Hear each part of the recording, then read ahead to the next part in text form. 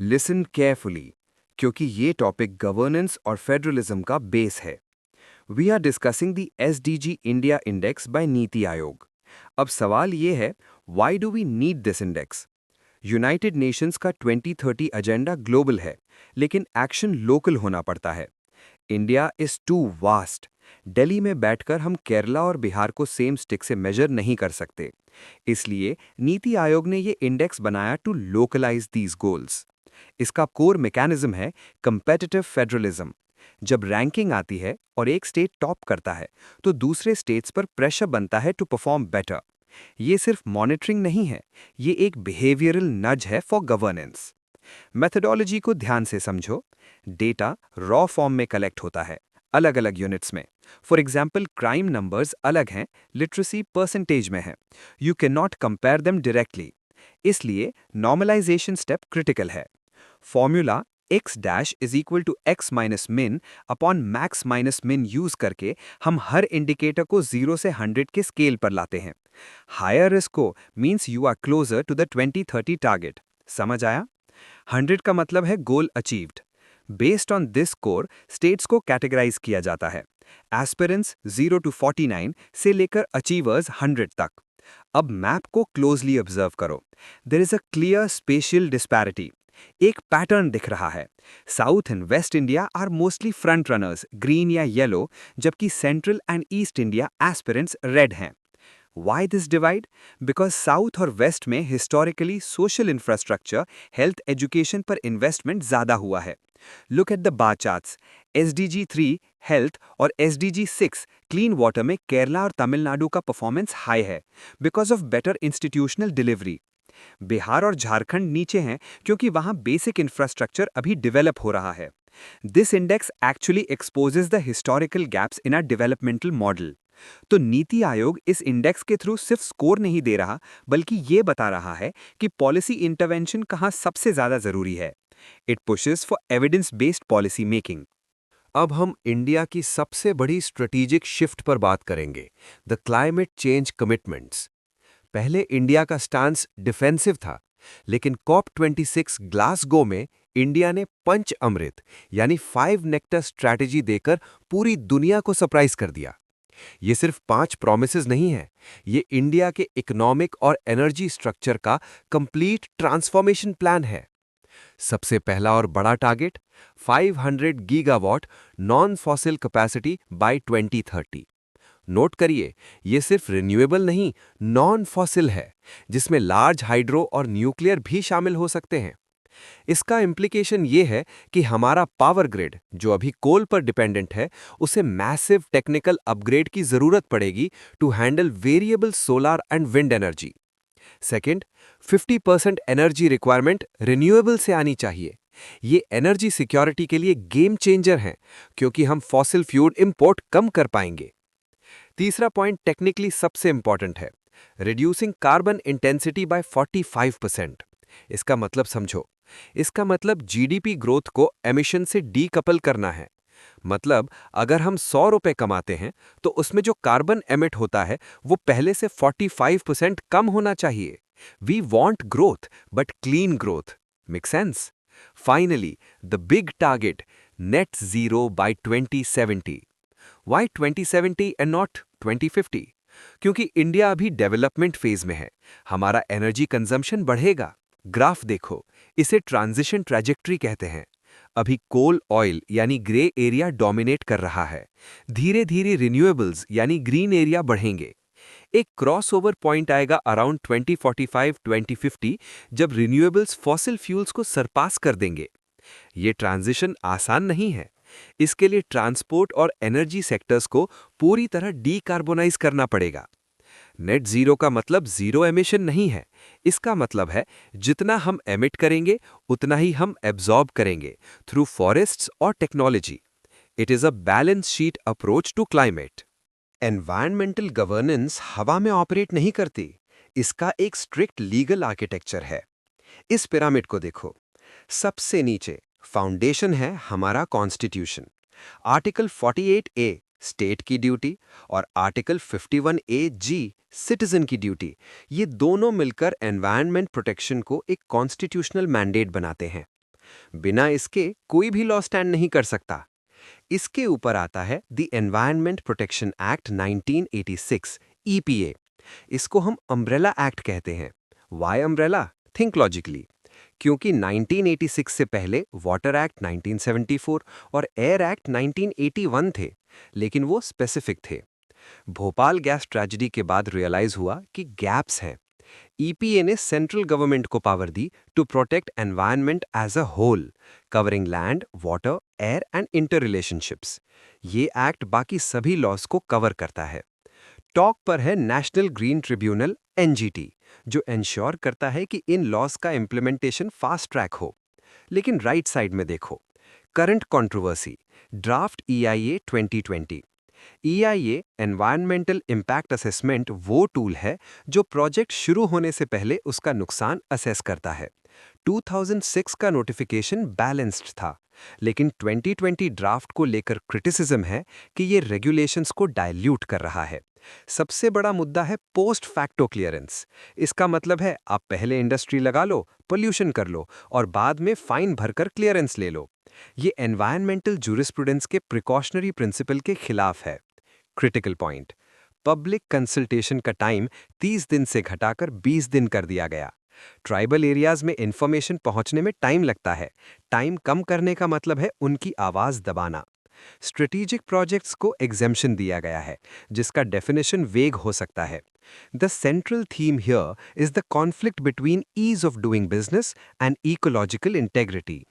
Pollution control अब सिर्फ रोको और टोको नहीं है, ये अब साइंटिफिक मैनेजमेंट और टेक्नोलॉजी पर बेस्ड है। सबसे पहले एयर पोल्यूशन के लिए NCAP यानी national clean air program. Note this, ये पहला टाइम बाउंड नेशनल स्ट्रैटेजी है। इसका फोकस उन 131 नॉन अटेनमेंट सिटीज पर है जिन्होंने कंसिस्टेंटली 5 साल तक एयर क्वालिटी नॉर्म्स वायलेट किए हैं। टारगेट है PM 2.5 और PM 10 को 20-30% कम करना बाय 2024। कैसे करेंगे? थ्रू सोर्स अपॉर्शनमेंट, मतलब पहले ये पता लगाना कि पोल्यूशन डस्ट से है, व्हीकल से है या बायोमास बर्निंग से। जब तक सोर्स नहीं पता, एक्शन ब्लाइंड होता है। कैरिंग कैपेसिटी स्टडी करके हर शहर की लिमिट तय की जाएगी। अब वाटर पर आते हैं, नमामि गंगे। ये सिर्फ सफाई अभियान नहीं है, ये एक इंटीग्रेटेड कंजर्वेशन मिशन है। इसके 2 पिलर्स हैं, निर्मल धारा यानी अनपोल्यूटेड फ्लो और अविरल धारा यानी कंटिन्यूअस फ्लो। कॉन्सेप्ट क्लियर करो, अगर नदी में पानी का बहाव यानी फ्लो नहीं होगा तो वो अपने आप को साफ नहीं कर सकती, डाइल्यूशन ऑफ पोल्यूटेंट्स। इसलिए सिर्फ STPs यानी सीवेज ट्रीटमेंट प्लांट्स लगाना काफी नहीं है, निर्मल धारा, बल्कि डैम्स के थ्रू इकोलॉजिकल फ्लो मेंटेन करना, अविरल धारा भी जरूरी है। रिवरफ्रंट डेवलपमेंट से लोगों को नदी से जोड़ा जा रहा है ताकि कम्युनिटी पार्टिसिपेशन बढ़े। तीसरा क्रिटिकल एस्पेक्ट है वेस्ट मैनेजमेंट, स्पेसिफिकली प्लास्टिक। यहाँ कॉन्सेप्ट चेंज हुआ है लीनियर से सर्कुलर। पहले मैन्युफैक्चरर प्लास्टिक बनाता था, कंज्यूमर यूज करके फेंक देता था। अब गवर्नमेंट लाई है EPR, एक्सटेंडेड प्रोड्यूसर रिस्पॉन्सिबिलिटी। इसका मतलब है जिस फैक्ट्री ने प्लास्टिक बनाया उसकी जिम्मेदारी है कि वो एंड ऑफ लाइफ प्लास्टिक को वापस कलेक्ट और रिसाइकल करे। ये एक सर्कुलर लायबिलिटी क्रिएट करता है। अगर मैन्युफैक्चरर कलेक्ट नहीं कर पाता तो उसे EPR सर्टिफिकेट्स खरीदने पड़ेंगे उन रिसाइकलर्स से जिन्होंने वेस्ट प्रोसेस किया है। This creates a market for waste, incentivizing recycling over dumping. Ban on single use plastic इसका ही एक पार्ट है, क्योंकि SUP लो वैल्यू होता है और रिसाइकल नहीं होता। डिजास्टर मैनेजमेंट में एक फंडामेंटल पैराडाइम शिफ्ट आया है। पहले हमारा अप्रोच रिलीफ सेंट्रिक था, मतलब डिजास्टर आने का वेट करो, फिर खाना और दवाई भेजो। ये रिएक्टिव था। अब सेंदाई फ्रेमवर्क 2015-2030 के अंडर हम डिजास्टर रिस्क रिडक्शन यानी DRR पर फोकस कर रहे हैं। ये प्रोएक्टिव अप्रोच है। साइकिल को देखो, प्रिवेंशन और मिटिगेशन पहले आते हैं, मतलब डिजास्टर आने से पहले ही इंफ्रास्ट्रक्चर को इतना स्ट्रांग बना दो कि डैमेज कम हो। Resilience is the key word here, bouncing back faster after a shock. India इस फिलॉसफी को ग्लोबल लेवल पर ले गया है through CDRI, coalition for disaster resilient infrastructure. ये इंडिया का इनिशिएटिव है। आइडिया सिंपल है, अगर पावर, टेलीकॉम और ट्रांसपोर्ट सिस्टम्स डिजास्टर प्रूफ होंगे तो रिकवरी फास्ट होगी। CDRI ग्लोबली कंट्रीज को हेल्प करता है क्लाइमेट प्रूफ इंफ्रास्ट्रक्चर बनाने में। अब एक स्पेसिफिक हैजर्ड को देखो जो इंडिया के लिए बड़ा खतरा बनता जा रहा है, हीट वेव्स। ये साइलेंट डिजास्टर है। मैप में देखो, नॉर्थ वेस्ट और central India core heat wave zone है। यहाँ हीट रिस्क मैट्रिक्स समझना जरूरी है। डेंजर सिर्फ हाई टेम्परेचर नहीं है, डेंजर है temperature plus humidity, wet bulb temperature. जब ह्यूमिडिटी हाई होती है, पसीना नहीं सूखता और बॉडी कूल नहीं हो पाती, leading to fatal heat strokes. इसको टैकल करने के लिए IMD और local bodies heat action plans बनाते हैं। ये colour coded alerts yellow, orange और रेड यूज करते हैं। जैसे ही रेड अलर्ट आता है, एडमिनिस्ट्रेशन स्कूल्स बंद करना, वर्किंग आवर्स चेंज करना और कूलिंग सेंटर्स खोलने जैसे स्टेप्स लेता है। अर्बन एरियाज में अर्बन हीट आइलैंड इफेक्ट, जहां कंक्रीट बिल्डिंग्स हीट ट्रैप करती हैं, इस प्रॉब्लम को और बढ़ा देता है, जिसके लिए कूल रूफ्स जैसी मिटिगेशन स्ट्रैटेजीज यूज की जा रही हैं। ग्रीन इकोनॉमी का मतलब है इकोनॉमी को ऐसे रिस्ट्रक्चर करना कि ग्रोथ भी हो और कार्बन भी कम हो। इसके लिए दो चीजें चाहिए, पैसा यानी कि फाइनेंस और टेक्नोलॉजी यानी एनर्जी ट्रांजिशन। सबसे पहले फाइनेंस, सॉवरेन ग्रीन बॉन्ड्स। सरकार मार्केट से पैसा उधार लेती है, गवर्नमेंट सिक्योरिटीज, लेकिन ये पैसा ग्रीन इंफ्रास्ट्रक्चर के लिए ईयर मार्क्ड होता है। मतलब इस बॉन्ड से आया पैसा सिर्फ सोलर, विंड या स्मॉल हाइड्रो प्रोजेक्ट्स में ही लगेगा। इससे इन्वेस्टर्स को अश्योरेंस मिलता है कि उनका पैसा क्लाइमेट एक्शन में लग रहा है और सरकार को फंड्स मिलते हैं to build renewable assets. This reduces the carbon intensity of the economy over time. Next is technology, the hydrogen spectrum. हमें ग्रीन हाइड्रोजन की जरूरत क्यों है? क्योंकि कुछ सेक्टर्स हार्ड टू अबेट हैं, जैसे स्टील, सीमेंट और लॉन्ग हॉल ट्रकिंग या शिपिंग। इन्हें हम डायरेक्ट इलेक्ट्रिसिटी या बैटरी से नहीं चला सकते। Energy density issue. यहाँ हाइड्रोजन फ्यूल का काम करता है। करंटली हम ग्रे हाइड्रोजन यूज करते हैं जो नेचुरल गैस से बनता है और CO2 एमिट करता है। अगर हम कार्बन कैप्चर यूज करें तो वो ब्लू हाइड्रोजन बन जाता है। लेकिन हमारा टारगेट है ग्रीन हाइड्रोजन, जो पानी को इलेक्ट्रोलाइजर में रिन्यूएबल एनर्जी से तोड़कर बनता है। इसमें जीरो एमिशन है। नेशनल ग्रीन हाइड्रोजन मिशन का टारगेट है 5 MMT प्रोडक्शन बाय 2030, ताकि हम फर्टिलाइजर्स और रिफाइनरीज को डीकार्बनाइज कर सकें। Finally market mechanism, carbon credit trading scheme. ये कैप एंड ट्रेड मॉडल पर चलता है। सरकार इंडस्ट्रीज पर एमिशन की एक लिमिट यानी कि कैप लगा देती है। जो कंपनी लो एमिटर है यानी कि एफिशिएंट है, वो अपने बचे हुए परमिट्स कार्बन क्रेडिट्स के रूप में बेच सकती है। जो हाई एमिटर है, उसे ये क्रेडिट्स खरीदने पड़ेंगे यानी कि ट्रेड। इससे पोल्यूशन का एक प्राइस तय हो जाता है। कंपनीज के पास है फाइनेंशियल इंसेंटिव है पोल्यूशन कम करने का, क्योंकि पोल्यूशन कम करना अब प्रॉफिट कमाने का जरिया बन गया है। अब हम बात करेंगे मिशन लाइफ की, lifestyle for environment. Usually climate change discussion policy और टेक्नोलॉजी, सप्लाई साइड पर फोकस करता है। मिशन लाइफ इसे डिमांड साइड पर ले आता है। पीएम ने इसे COP26 में इंट्रोड्यूस किया था।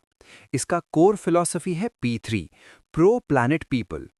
इकोनॉमिक मॉडल में ये शिफ्ट है यूज एंड डिस्पोज इकोनॉमी से सर्कुलर इकोनॉमी की तरफ। लीनियर इकोनॉमी में हम रिसोर्स लेते हैं, यूज करते हैं और फेंक देते हैं। सर्कुलर इकोनॉमी में हम रिसोर्स को रीयूज और रिसाइकल करके सिस्टम में घुमाते रहते हैं। मिशन लाइफ का बेसिक टूल है बिहेवियरल नजेस। समझो इसे। बिहेवियरल इकोनॉमिक्स कहता है कि छोटे छोटे चेंजेस, जैसे AC का टेम्परेचर 24 डिग्री सेल्सियस रखना, क्लॉथ बैग यूज करना या टैप बंद करना, अगर अकेले करें तो इम्पैक्ट नहीं दिखता। लेकिन जब 1.4 बिलियन लोग ये इंडिविजुअल एक्शंस लेते हैं तो एक मैसिव एग्रीगेशन इफेक्ट क्रिएट होता है। इस रिपल इफेक्ट को देखो।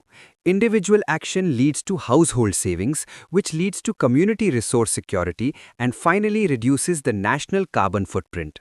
एस्टिमेट्स सजेस्ट ये ग्लोबल एमिशंस को 20% तक कम कर सकता है बिना किसी नई टेक्नोलॉजी के। फ्लावर ऑफ लाइफ के 7 थीम्स हैं जो हमारी डेली लाइफ कवर करते हैं। एनर्जी सेव करना, वाटर सेव करना, सिंगल यूज प्लास्टिक को ना कहना, sustainable food systems, millets etcetera, waste reduction, healthy lifestyle, yoga cycling etcetera और ई वेस्ट मैनेजमेंट। ये सिर्फ मॉरल लेक्चर नहीं है, ये मार्केट सिग्नल क्रिएट करने का तरीका है।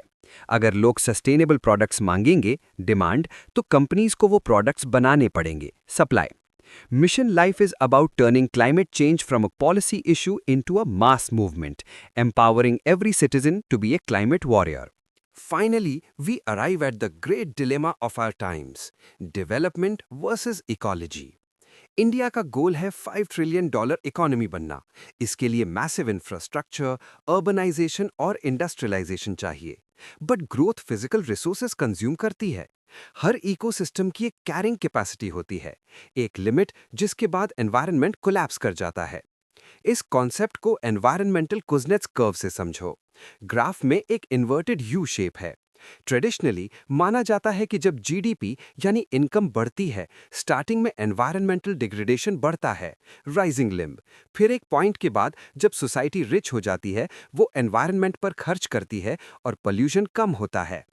क्रिटिकल इंसाइट: इंडिया के पास ये लग्जरी नहीं है कि हम पहले एनवायरनमेंट बर्बाद करें और बाद में ठीक करें, बिजनेस एज यूजुअल। हम ऑलरेडी क्लाइमेट क्राइसिस में हैं। इसलिए इंडिया को टनल थ्रू द कर्व करना पड़ेगा, मतलब sustainable path, green dotted line लेना होगा, जहां ग्रोथ तो हो लेकिन डिग्रेडेशन का पीक ना आए।